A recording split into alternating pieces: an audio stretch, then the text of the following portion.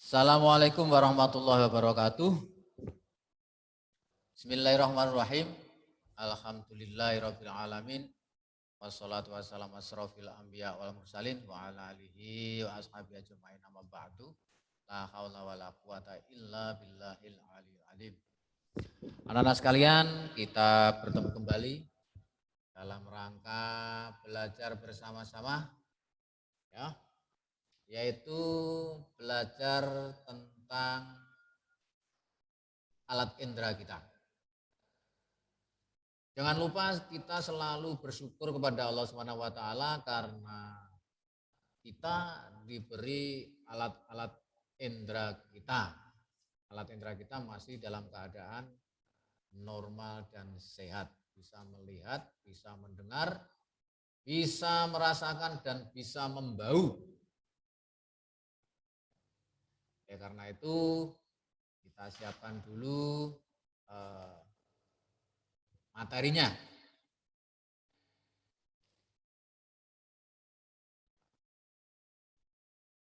Materinya kita siapkan. Tiba. Nah, oke.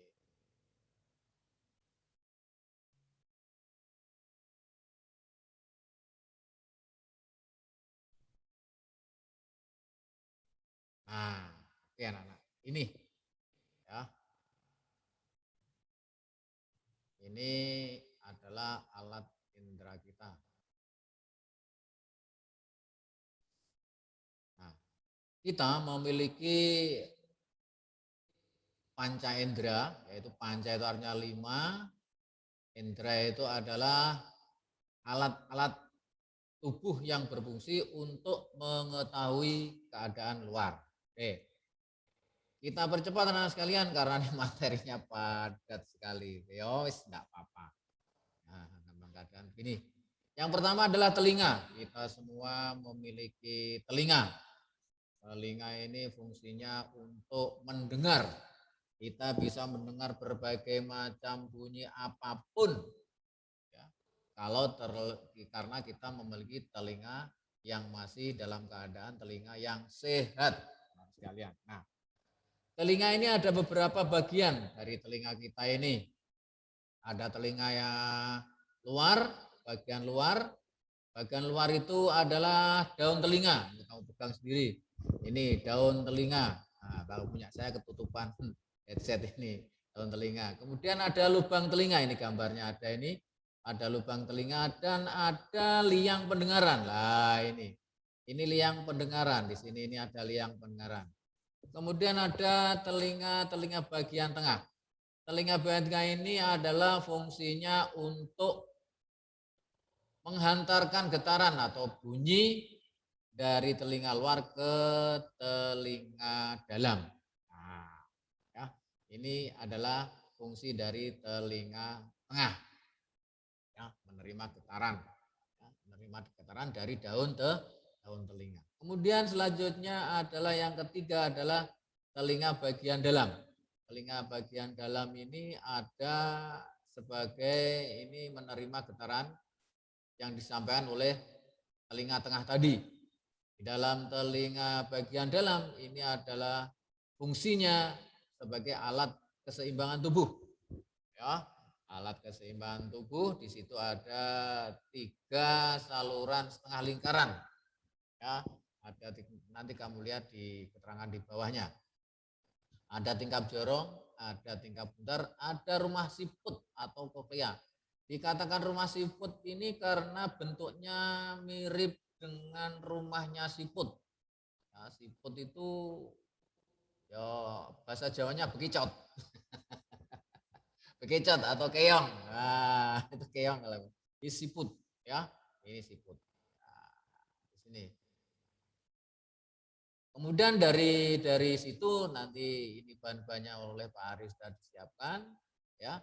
Jadi daun telinga ini fungsi bagian-bagian indera pendengar ada daun telinga, lubang telinga dan liang pendengaran. Ini berfungsi menangkap dan mengumpulkan gelombang bunyi yang dari luar itu.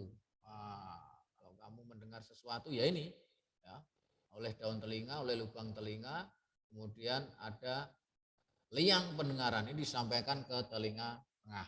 Nah, kemudian ada gendang telinga. Gendang telinga ini berfungsi menerima rangsang bunyi dan meneruskannya ke bagian yang lebih dalam lagi. Sehingga kita dapat mendengar sesuatu, mendengar suara dari luar. Nah, yang ketiga adalah 3 tulang pendengaran. Nah, ini 3 tulang pendengaran tadi. Ada tulang martil, ada tulang landasan, ada tulang sanggurdi. Jadi maksud 3 tulang itu ini. Ya, tulang martil, tulang landasan, dan tulang sanggurdi. Ini fungsinya adalah memperkuat getaran dan meneruskannya ke dalam koklea atau rumah siput. Kemudian ada tingkap jorong, tingkap bundar, 3 saluran setengah lingkaran, dan koklea atau rumah siput. Ini fungsinya mengubah impuls dan diteruskan ke otak, diterjemah oleh otak. Ini suara apa? Ya, diterjemahkan oleh otak. Sehingga kita dapat mengatakan, oh ini bunyi kereta api, oh ini bunyi petasan, oh ini bunyi burung. Burung macam-macam, ada burung kutilang, ini burung kenari. Nah, ini otak ini yang diterjemah ya. Nah, diterjemahkan. Kemudian saluran Eustachius ini berfungsi menghubungkan rongga mulut dengan telinga bagian luar. Makanya di situ ada 3. Kalau kamu sedang sakit telinganya atau tenggorokannya atau hidungnya ini ke dokter THT. Nah, dokter THT telinga, hidung, tenggorokan. Makanya kalau sakit segera ke sana. Kemudian ini ada skema proses mendengar. Ada sumber bunyi diterima oleh daun telinga, masuk ke liang telinga, kemudian ini menyentuh gendang telinga, ya. Gendang telinga ini akan bergetar nantinya. Kemudian dilanjutkan ke tulang-tulang pendengaran. Tulang-tulang pendengaran masuk ke koklea, oleh koklea dilanjut ke saraf pendengaran. Setelah saraf dimasukkan ke otak, diterjemah ini ya, diterjemah. Oh ini suara apa, suara apa. Oh ini suara ayahku, suara adikku, suara ibuku. Kamu titen. Kamu apa titen?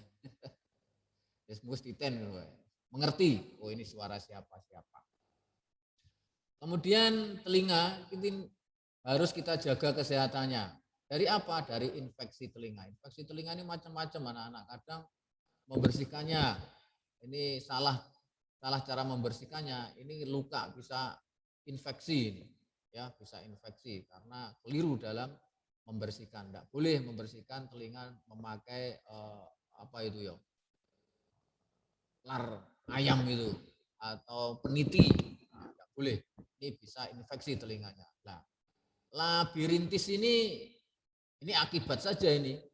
Akibat dari infeksi ini akhirnya merambat ke labirintis ini, ya. Ini akibat dari infeksi telinga. Nah, kemudian ketulian. Tuli ini bisa bawaan dari sejak lahir, bisa akibat dari mendengar suara yang terlalu keras sehingga gendang telinganya pecah. Ya, gendang telinganya pecah. Atau mendengar apa itu apa namanya? Yang menyelam nggak pakai pengaman itu gendang telinganya bisa pecah sehingga mengalami ketulian. Nah, kemudian ini hilangnya keseimbangan ini biasanya setelah operasi sempoyongan, hilang keseimbangannya. Ya, ini lain pada indera pendengar, keseimbangannya hilang. Atau sedang mabuk naik kendaraan mabuk, bukan mabuknya yang lain ya, naik kendaraan mabuk, ya mabuk. Ini ya mabuk. Ini apa namanya? Kelainan pada ketulian ini pun juga bisa diakibatkan oleh obat-obatan yang apa namanya yang banyak, yang dosisnya terlalu tinggi. Ini bahaya. Kalau dulu obat malaria namanya obat kina itu berbahaya. Itu kalau minum harus pakai resep dokter karena bisa mengakibatkan ketulian.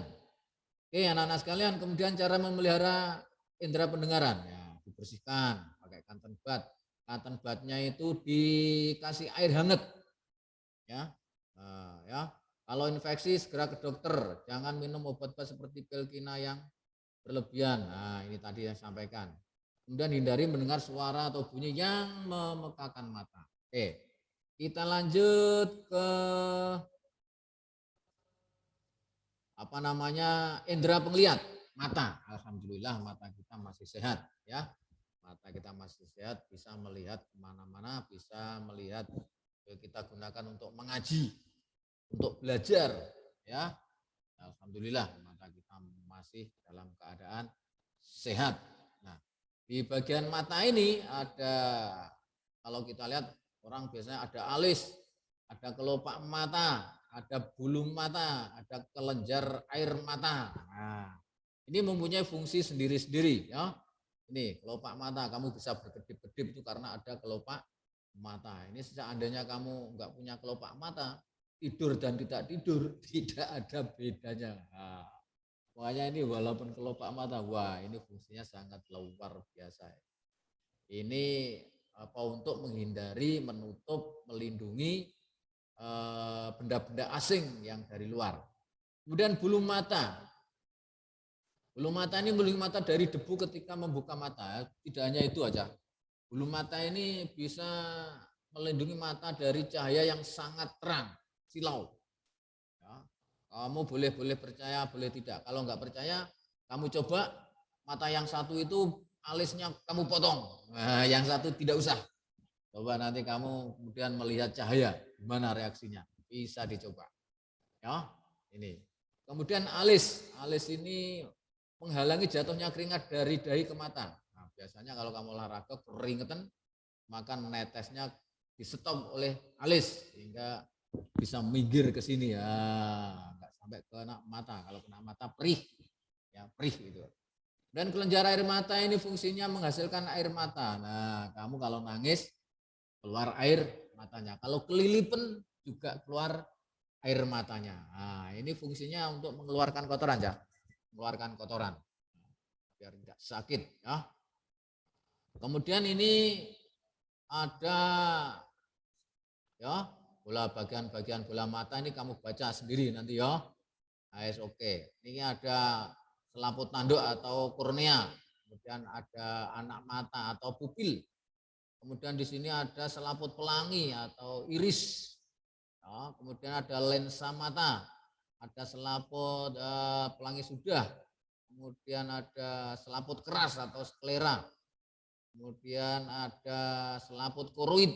Nah, ini bola mata tengah itu loh, yang kelihatan kecil, nanti kamu lihat kalau berhadapan dengan adik kamu lihat yang di tengah itu.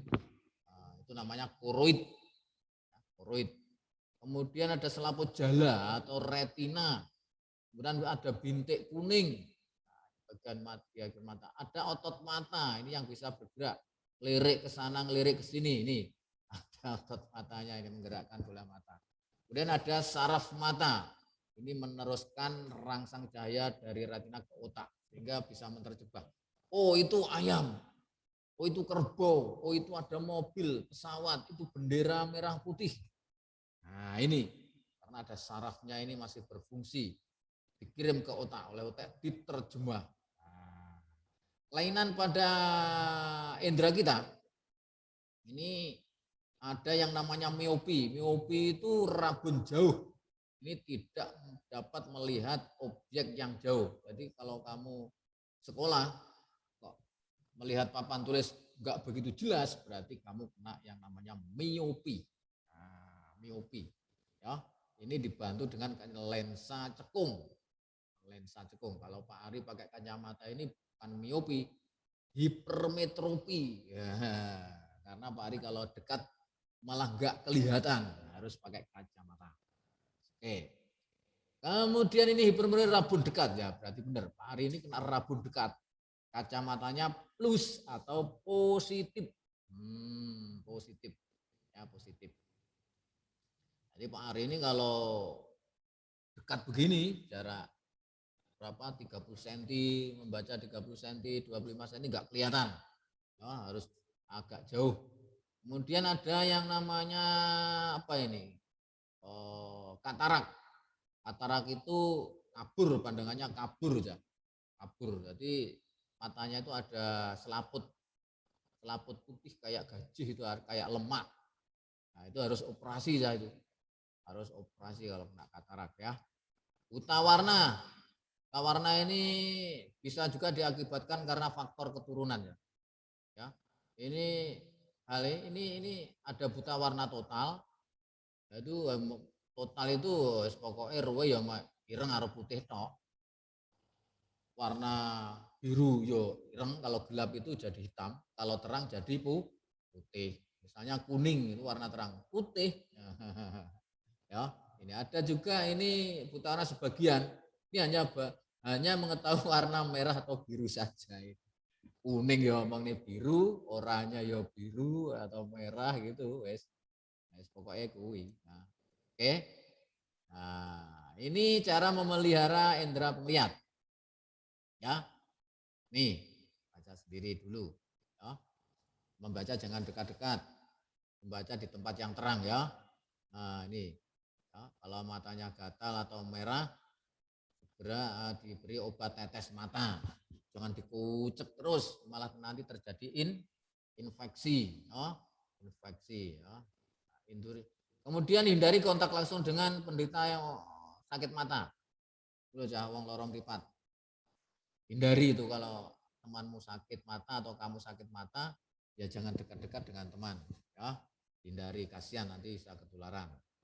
Kemudian hindari melihat gerhana matahari secara langsung, bahaya aja. Dulu tahun berapa itu ada gerhana matahari total. Itu orang yang melihat akhirnya matanya berair terus, bisa kebutaan. Jangan melihat sinar yang terang secara langsung, bahaya, pakai kacamata ya. Kemudian makan makanan yang banyak mengandung vitamin A. Nah, contohnya wortel, pepaya. Kemudian tomat itu vitamin A juga banyak, vitamin C-nya juga banyak. Yes. Kemudian lanjutnya indera perasa atau lidah. Kita punya lidah, ilat. Nah, kita punya lidah, ini lidah. Ini lidah yang bagian depan ini paling depan ya. Ini adalah mempunyai kepekaan terhadap rasa asin yang paling ujung. Lidahmu yang paling ujung. Kemudian agak dalam sedikit ini yang pinggir kiri dan kanan ini adalah asam. Asam kecut ya, kecut. Kemudian yang agak tengah ini ya, bagian pinggir yang agak tengah ini adalah asin. Asin juga asin ya, asin. Kalau yang paling depan tadi apa? Manis ya. Keliru Pak Ari tadi. Ya. Ujung lidah kita ini rasa manis ya. Rasa manis. Ini peka terhadap rasa manis. Kemudian agak belakang sedikit ini rasa asam, kecut. Ya, kemudian belakangnya sedikit yang agak tengah ini asin ya. Kemudian yang pangkal lidah kita ini adalah merasakan pahit, ya, peka terhadap pahit. Nah, di lidah itu ada namanya apa, tonjolan-tonjolan itu ya, mana kayak pecah-pecah gitu ya, itu namanya papila, piliformis ya. Ini di depan lidah kita ini dikoncon, melet terus mocon, kelihatan ya. Oke, kita lanjut. Kelainan indera pengecap ini ada peradangan glositis ya, peradangan glositis ini peradangan lidah yang menaun, kalau menaun namanya kronis. Peradangan wah gak enak aja kayak sariawan itu loh ya. Wah ilat kok kena peradangan tuh. Nah, sakitnya bukan main. Makan tidak enak, tidur tidak nyenyak, rasanya perih, tidak enak. Kayak ya. Gak enak sekali. Nah, kemudian ya kita harus jaga kesehatan lidah kita, ya. Jangan biasakan makan atau minum yang masih panas gitu ya. Goreng telo, panas demplok ya. Ini bisa mengakibatkan lidah ini bisa mati rasa ya. Saya pernah mengalami mati rasa lidah itu. Ya itu tidak tahu, minum, ya tak minum ternyata airnya minumannya masih panas, wes akhirnya lidahnya terbakar, ya, terbakar akhirnya mati rasa, ya. Kemudian menggosok gigi secara teratur, ya, menggosok gigi secara teratur karena banyak banyak apa namanya baksil, banyak virusnya ya, banyak penyakitnya, kuman-kumannya, makanya harus digosok biar lidahnya itu tidak terkena kuman dari gigi, ya. Nah, kalau di sini ya, kalau kamu kan nggak merokok ya, jangan merokok ya, nggak usah niru-niru yang merokok ini agar apa namanya lidah kamu itu sehat, sehat. Tapi Pak Ari ya kalau kamu masih anak-anak ya saya larang kamu ya, jangan merokok karena masih anak-anak. Nanti kalau kamu sudah bekerja ya terserah merokok atau tidak, ya. Pokoknya kalau kamu masih anak-anak, apa-apa masih minta orang tua ya jangan merokok. Kali-kali jangan merokok. Kalau bisa hindari merokok. Duit munteng. Tak paksa 20.000 ya toh. Yang paling murah. Yes. Nah, oke. Kemudian di sini ada indera pembawa alias hidung. Kamu punya hidung. Hidung ini ada yang bangir, ada yang sedeng-sedengan saja, ada yang bangirnya ke depan, ada yang bangirnya ke bawah, ke belakang, alias pesek. Kayak hidung saya ini bangirnya ke belakang, pesek. Ya, ini bagian-bagiannya rongga hidung ini ada rongga hidung bagian dalam, ada rongga hidung bagian atas. Ya, nah, rongga hidung dalam, ada rongga hidung atas. Nah, kemudian ya kita alhamdulillah hidung kita itu masih berfungsi dengan baik, karena kalau kita apa namanya ini kembali kepada yang sedang melanda negara kita yaitu corona, itu hidung ini tidak berfungsi dengan baik, nggak bisa membau, lidah juga begitu, jilat asin bos tidak terasa asin, jilat pedes tidak terasa pedes. Hidungnya juga bermasalah, lidahnya juga bermasalah. Lain ini ciri-ciri orang yang terkena, indikasinya terkena corona. Nah, ya toh, jangan sampai kita ini terkena corona. Bagi saudara-saudara kita, tetangga kita, teman-teman kita yang kena corona, kita doakan ya, kita doakan semoga segera sembuh. Nah, yang belum terkena ya jangan sampai terkena, kita doakan semuanya semoga terhindar selalu dari virus corona. Caranya ya jangan keluyuran, makan makanan yang bergizi, ya. Kalau nggak ada keperluan yang penting sekali, ya jangan keluar dari rumah. Kalau keluar dari rumah pun pakai masker, jangan lupa sangu hand sanitizer, ya, tangannya selalu dibersihkan dengan hand sanitizer. Oke, nah itu ya. Kemudian di sini ada kelainan yang daripada indera pembawa manusia adalah sebagai berikut, yaitu peradangan pada hidung, ya, pada hidung. Ada yang namanya sinusitis, ada yang namanya rinitis. Nah, ini. Kemudian ada influenza ini pernapasan atas ini, sehingga kurang mampu menerima rangsang bau, biasanya kalau kena flu, pilek. Nah, wes. Ini gak iso ngambu terasi goreng. Nggak bisa ini, oh ambune gak enak. Ambuntut jera mambu. Adik ngentut terus gak mambu. Padahal ya ini.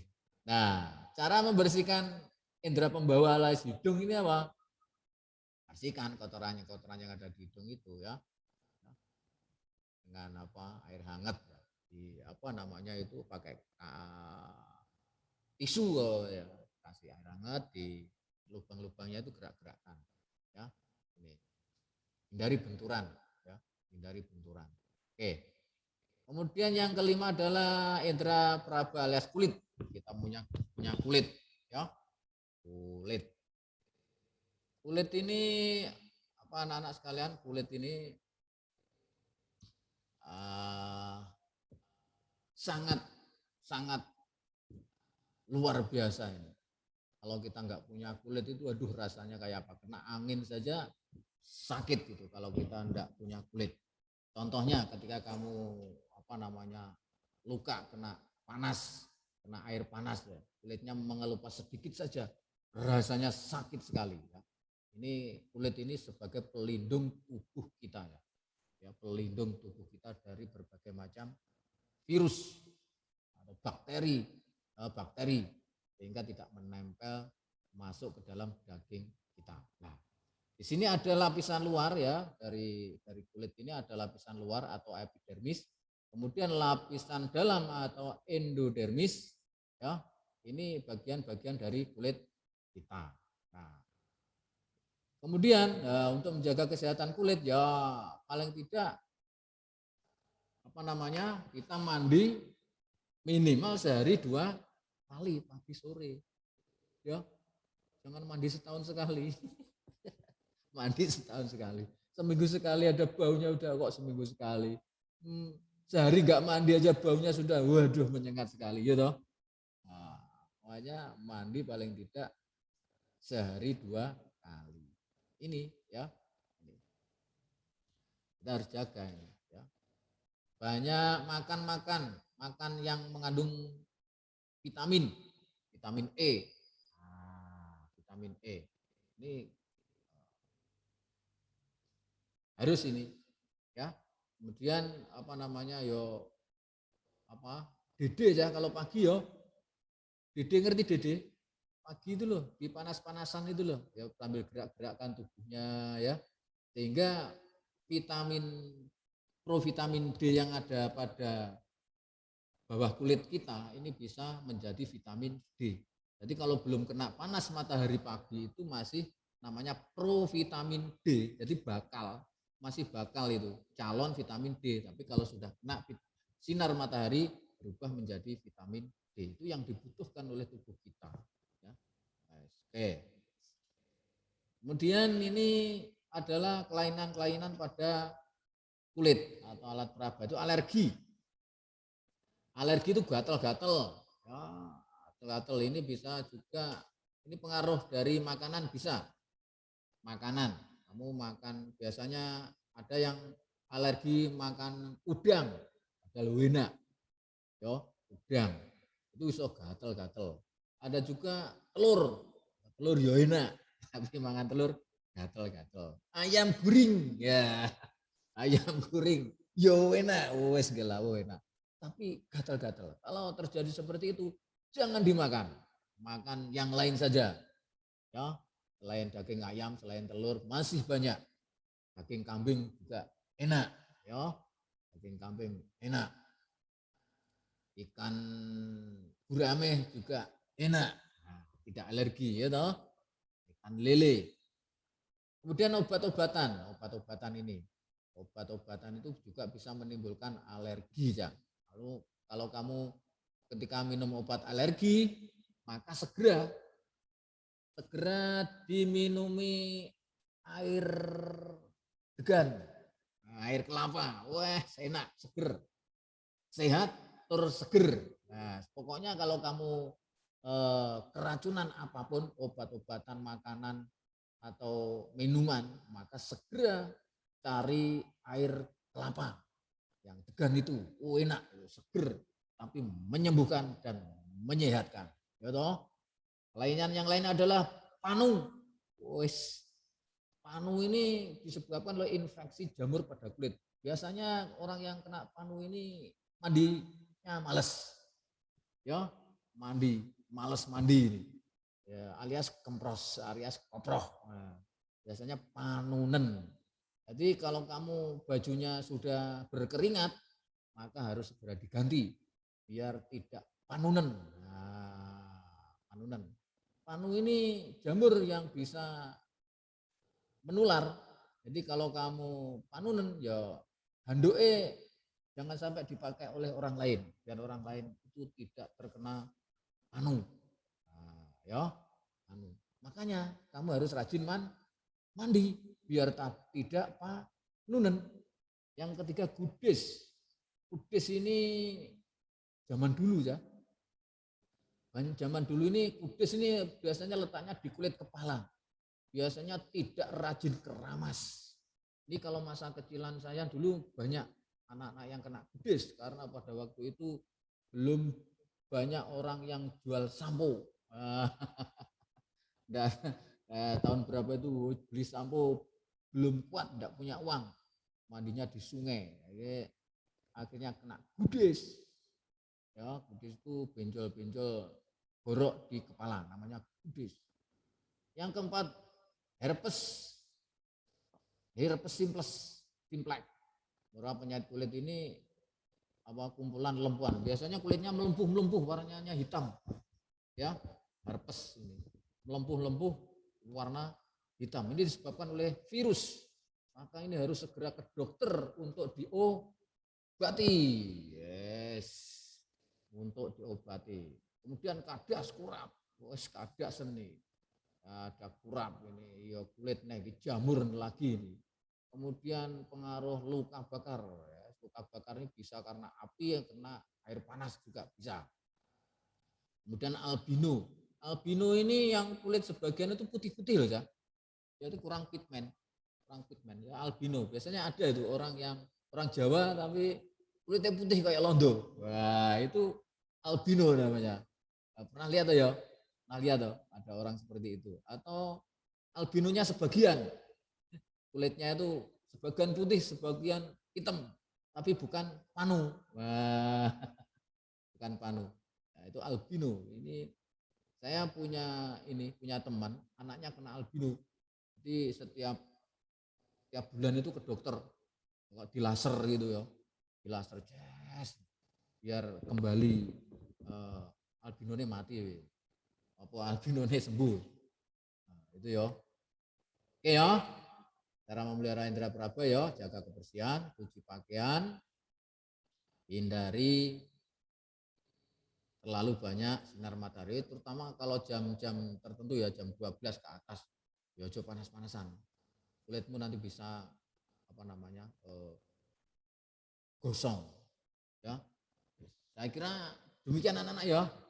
Untuk pertemuan kali ini ya dibaca ya, ini materinya banyak. Yes, nanti kamu lihat yang pertemuan yang akan datang ini masih ada 2 lagi ini, tumbuhan dan sumber daya alam. Ya, oke. Demikian dulu anak-anak sekalian. Oh ya, yang penting walaupun materinya padat atau banyak, tapi kalau dibaca ya bisa selesai. Walaupun sedikit, tapi kalau tidak dibaca, tidak dipelajari, ya tidak selesai. Walaupun banyak dibaca, dipelajari, ya selesai. Demikian anak-anak, kurang lebihnya mohon maaf. Wassalamualaikum warahmatullahi wabarakatuh.